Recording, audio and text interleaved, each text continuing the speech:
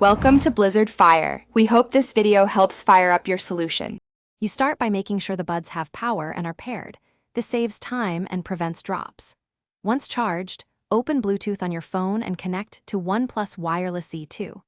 Make sure both earbuds sit in your ears so touch controls and microphones engage correctly. You need an active connection to change noise settings, so confirm the connection tone or LED. Now that you're connected, move straight to the audio controls to enable noise cancellation.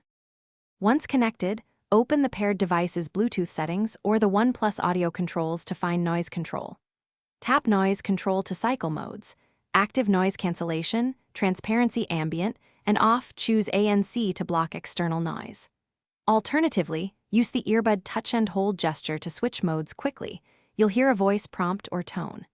If available, pick higher ANC strength in the app or settings for louder environments. Make adjustments so comfort and call quality stay balanced.